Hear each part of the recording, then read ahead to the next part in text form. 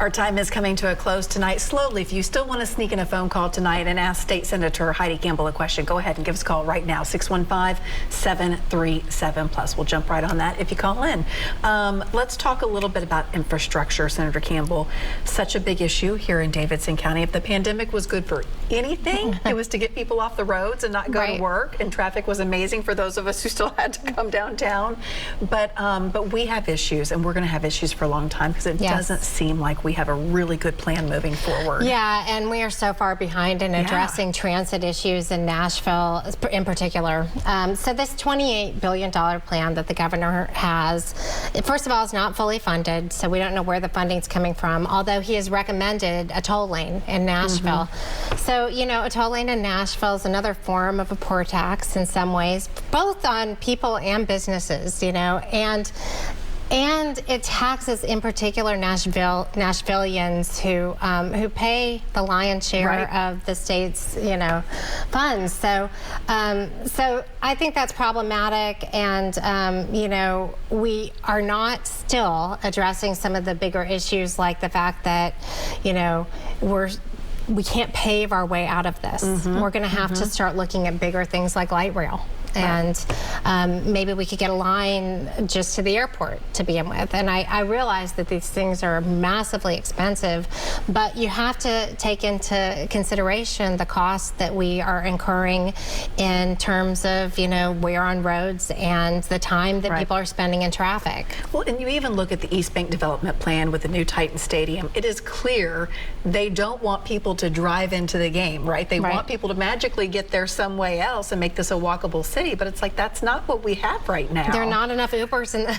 I mean, it's really not. Right, yeah. So transit's just been a chronic problem. When I was mayor of Oak Hill, I was on the South Corridor Task Force, and we were close at one point to hopefully getting a transit plan, and things kind of fell apart.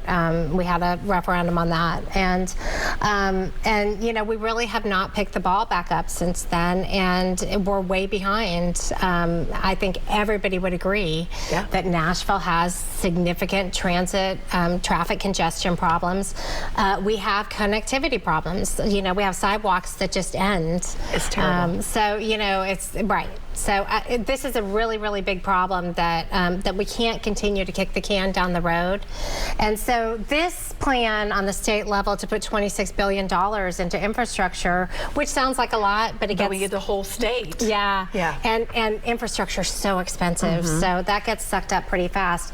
It's great that we're focusing on that, but the majority of that, the governor wants to go to rural areas.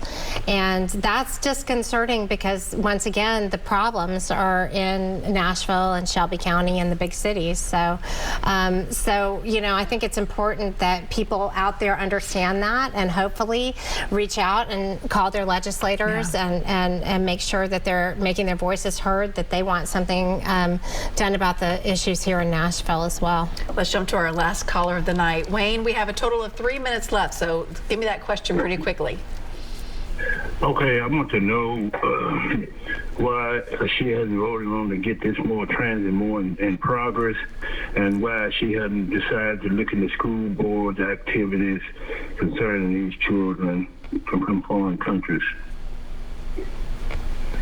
Okay. I'm not sure about the children from foreign country, he said. So I'm a state legislator, and my focus is definitely on making sure that a lot of our state dollars are getting back to the people in my district, which is here in Nashville. So I do focus on that. And I love our school board and spend a lot of time talking to them about issues in terms of education here. I'm not sure what he's talking about in terms of if it's just an overall immigration, I don't know. Okay. I'm not sure. Okay. Yeah. Wayne, I'm sorry we didn't have more time to delve into that, but we appreciate you calling. We appreciate you watching. Yes. Really, we have 2 minutes left.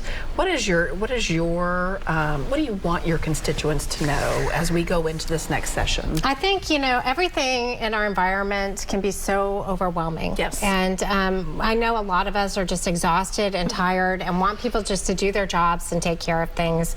And believe me, I get that. I do. I understand. But it's so important that we, all of us, realize that democracy is hard work and that even when elections aren't going on, it's important that we're paying attention to what's going on and taking some time to understand what the issues are and to understand, the things that are being voted on up at the legislature, because they're going to impact us. Yeah. And I think it's really important for all of us to pay more attention and, yes, get out and vote. We have a mayoral election coming up next November, and we need to make sure that we improve our voter turnout, because 38% is really bad. And so I guess what I would say in general is I hope people will, give a second chance to, paying attention and participating, because we all need to work together to make sure that we all do better. That's what it's all about, right? That's right. Yeah. Thank you for your time. Thank you. We appreciate it. Yeah. It's been a good conversation. When we come back, I will tell you what's on tap for the rest of the week, so stay with us.